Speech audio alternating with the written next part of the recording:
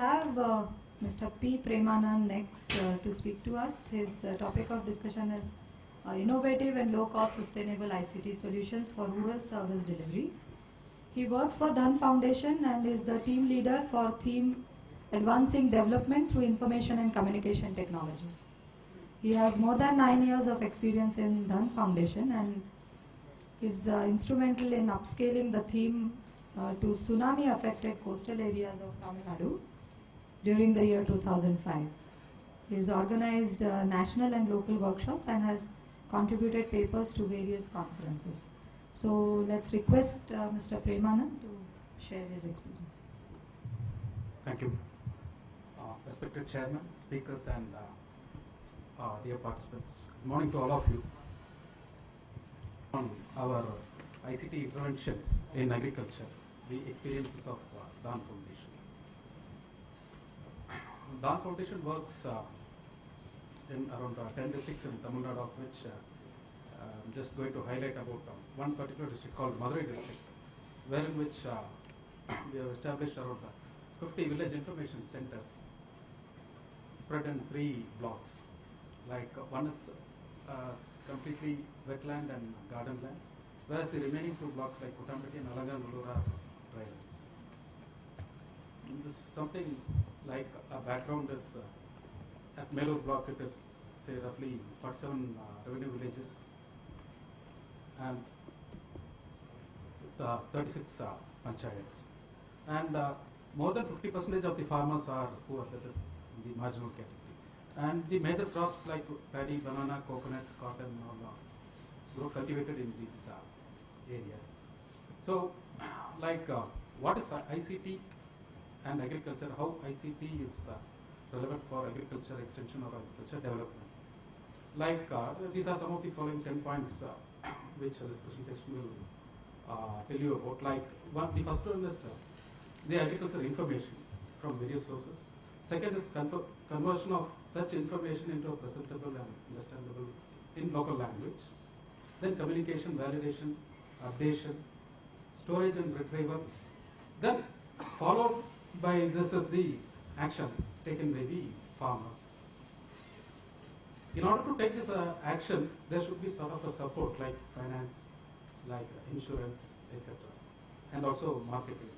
And for all this, like what Madam said, people are organized into various groups for various development projects. So some of the sources of agriculture information in our project area is offline agriculture content of mainly package of practices given by Tamil Nadu Agricultural University. Then we ourselves have developed a lot of content on agriculture as well as on water management, that is basically tank irrigation management, and the general series that is available in the market. So the second one is, in all our village information centers, we have set up a small library which has agriculture books. Vayalagam is the tank rehabilitation or the watershed initiative of Dhan, which comes out with a newsletter every month. Followed by TNAU, that's Tamil Nadu Agricultural University, gives farmers journals and also a lot of private agriculture newsletters are there. So these are some sources of information at our information center. The third is the automatic weather station, like what Madam said. At all our hub, we have an automatic weather station and a daily data is taken and a sort of a weather report is prepared in with other data from the IMD, Indian Meteorological Department. Then market information like AgMark and local market information. Then daily updates, which is received through radio and in newspapers. Then sort of a farmer's field school go on in our working area, agriculture camps, training programs, demonstration plots. Then sort of an experiences sharing between farmers and sort of a feedback what they give. This is recorded in the form of voice and video. Then case studies are prepared, mix of text, image, video, audio. Then land reclamation, particularly in these tsunami-affected areas, particularly Nagapattinam and Karur district. Then at all the block level, there are agriculture depot, which gives some sort of announcement or information like availability of fertilizers, seeds, subsidies, etc. So what we saw was on various sources of information. The second one is what are the methods we are using for communication of such information. The first is voice, that is through telephone. like our hub and all village information centers, that is particularly in one location, they have this 1 rupee coin phone, the coin telephone at the village information center. So we are able to interact with people through telephone. Apart from this, also people have access to this Kisan call center, that is 1551. The second one is a sort of a query in which they'll have to send it in the form of an email. But our experience says that it's very difficult to send such queries through email, because whatever the farmer tells, the particular village information center associate shall not be able to translate the entire thing into English or in Tamil, type that and send to an expert. The third, what we have found out is more interesting is video email is far and much superior than the text and image. So video email as well as audio email facility is there. Then fourth is the online video conferencing, that is one-to-one as well as one-to-many, wherein which like even 16 villages can connect it to the hub. Then general use of text chat, Yahoo Messenger is being used, that is mostly in English, mix of English and Tamil. Then at villages we have this public address system, a mic amplifier and loudspeakers, which will be able to cover at least 1 kilometer of radius of this village. Then sort of information boards are being provided. Then SMS services are being given. This is mainly through this Rediff. There is a free SMS. This thing you can send up to 2 SMS free. Then way2sms.com. Like that, there are several other things where which you can send SMS. Then we have this multimedia projector, which will take it on a rotational basis to all these villages in order to project all the content and other clippings. Then sort of a local newspaper we come up with once in every month. Also there are this tank irrigation management newsletter which comes 2 issues per month. Then a community radio which has been initiated with support of UNDP in Nagapattinam. This is also one method of communication. And basically here we are trying that community to interact with experts and also community interacting with community, where resource farmers interact with other farmers. Then storage and retrieval. Here we are using this Echo developed by CDAC Bangalore, where all content is being loaded in the form of audio, video, text, image, etc. And validation is done by a group of local farmers, resource farmers, and with our staff. You may be aware that DAN has say roughly 400 professionals, of which 300 are agriculture graduates. Then local validation, that is what and content being organized in the form of FAQ. Then updation once in a month or once in a year it is being updated, and this comes out through newspaper and newsletter. The technology and tools what we are using is for video email MV4, then for video conferencing IC. These two developed by this IIT Chennai people. Then this CAM multimedia projection system developed by IIT Mumbai. Echo and Vyapar by CDAC Bangalore. Then for internet we are using this CDMA from Reliance. Then Cortec at Meghaloo, and wireless links in the tsunami affected areas. And at all the places an automatic weather station which can record rainfall, temperature, wind speed, wind direction, and pressure, and one more parameter just. And for SMS like SacharNet and Rediff. Then print media, that is newsletter and newspapers. So this is the Echo portal. Yesterday Mr. Balaji would have discussed with you in detail. Just if you see somewhere like this, already article like for harvest, for paddy harvest, people are in need, the laborers. That's one such information in this.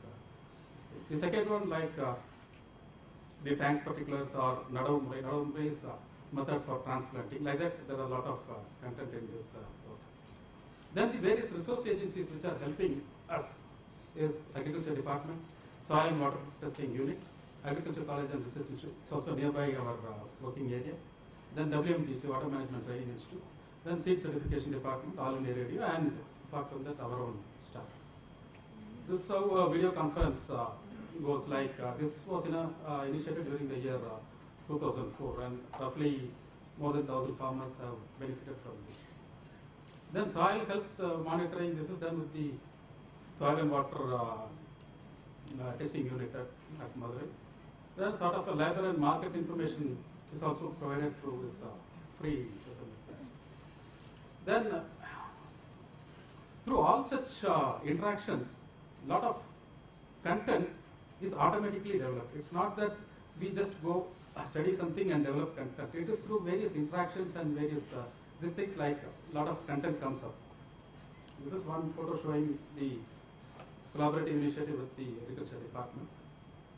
As the video conferencing, this you see on the top and bottom is the AgMark data, that is market information. And similar to this agriculture, ICT and agriculture, we also do on animal husbandry, where this veterinary university is providing all information and knowledge about animal husbandry. Then in the last year, when we expanded to the tsunami affected areas, we do the same thing for fisheries, that is for the poor fishermen. Like one is the third point, what I put, use of PFZ data and GPS. PFZ is the potential fishing zone, which is given from the remote sensing unit, that is inquest.gov.in. It gives a data where you will have to go and where you can have the best catch, the latitude, longitude, the distance, direction and all. And we provide a GPS so that people will, while they go in DC, they will be able to locate this particular place. And similarly, the daily information on this, we have initiated sort of a fisheries integrated depot and a service center in most of the villages. Then a recent initiative is e-forest, where like the forest department, they wanted us to go for planting of more trees. So initially they said the methodology, they gave a formal training followed by an online discussion and supply of saplings. Then the regular watering and all done by our people, and sort of a feedback and guidance is provided through online. Like what we have initiated is 5 trees per the village information center associate, which means at least we'll be able to plant 1,000 trees in a year. And based on this, the students who come and use the village information centers, they will also plant more of trees in the coming years. This is one slide showing the top left is the potential fishing zones, the INCOI's website. And here this particular fisherman, he has a fish finder in his hand. So some of the impact created here is like users have increased, travel time and cost for farmers have come down. Farmers are able to get their answers at their doorsteps. A sort of a virtual field school is possible. Then farmers are able to, apart from this, like government schemes, like variety of seeds, subsidies, etc., and many more. This is reach of our, or the spread of our ICT team. It is 162 villages spread in 10 districts with 14 hubs. And how this was possible is like, it is not only the information, communication and the technology, but in addition we have something more, that is poor farmers organized as groups, like Violet, what we call.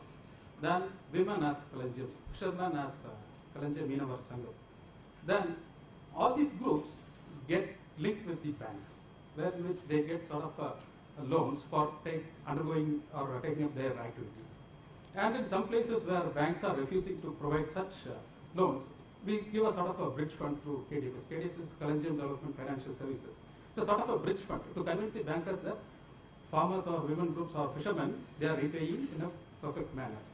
Then we have a sort of another support is the insurance from our own unit for that is weather insurance for crops, then for livestock and life.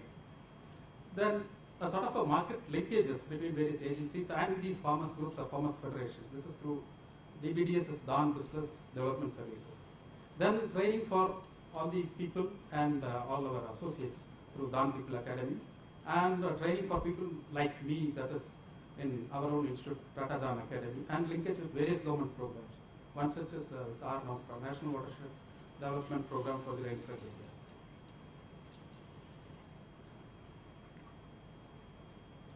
So yesterday even what someone was asking whether this is technically and financially viable and sustainable.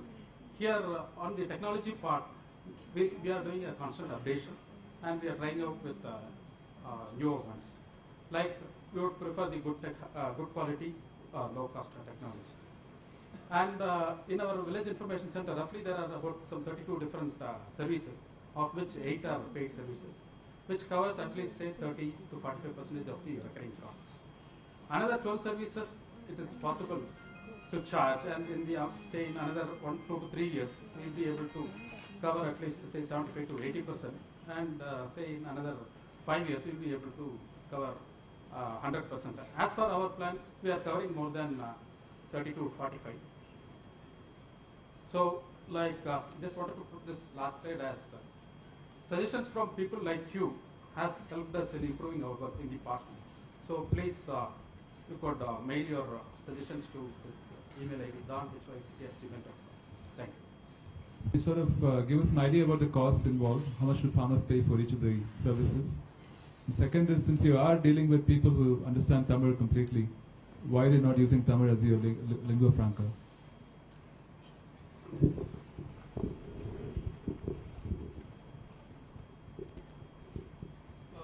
Just can you repeat once? Can you give some specific numbers in terms of how much each of your services costs? Costs for agriculture. Yeah, you mentioned a number of things that you offer them. Like, no sir, we give a range of services, rounding about some 30 to 35 services. Mm-hmm. Like mostly it is on education, market information. These are all paid services, job work and all. But this agriculture information or video conferencing is a free service. And for the farmer, how much do they pay for the labor? It's a free service. Farmer services, yeah, but what about, you said jobs and all that? Job work, those are all paid services. How much do they charge you? Job work to take a printout roughly say 5 rupees. For browsing 8 rupees to 10 rupees. Okay. And because what we have seen is only on agriculture aspect, because other than agriculture we do a lot of like computer education, then a lot of job work for this panchayats, data entry for panchayats. So like for fishermen who use GPS, they give a daily rent of 10 rupees per day, and on an average they'll be using it for 2 to 3 days. do you plan to charge for the farmer services? For the farmer services, it's free. Do you plan to charge? Yes. To make it sustainable? It's what we are planning is sort of they take a membership. Say they pay say some 10 to 20 rupees per month, and they can avail at least say some 10 or 15 SMS updates or some market info. So based on their need, we'll be able to not exactly charge on each and every aspect, but to have a sort of a membership fee. And the second question is about language. You're still using English? No sir, it is Tamil sir. Because all of the... Because it's only the link which shows in English, but if you click the link, it is only a video. Oh, I see. Because initially we tried using email. So it's very difficult when a farmer comes and tells his problem and to understand the problem and to type in Tamil or in English, it's very difficult. So we just have a webcam. He just speaks out. So both audio and video are recorded. It is sent as an email. Similarly, the expert, he sends us an email. This particular software, it hardly takes even less than 1 MB for a video. It's an MB4 recorder.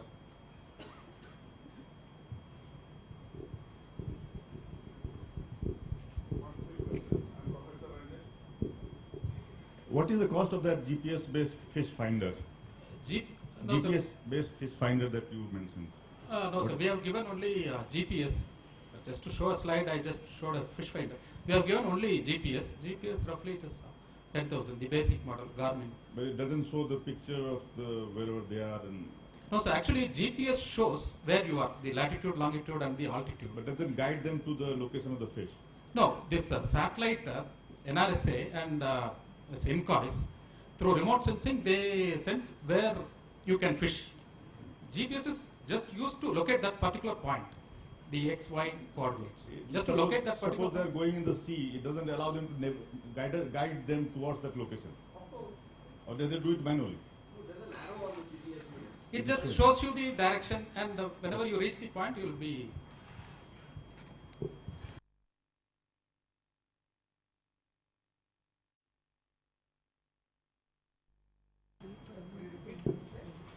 INCOIS, INCOIS.gov.in. It is Indian National Center for Ocean Information Systems, Department of Ocean Development.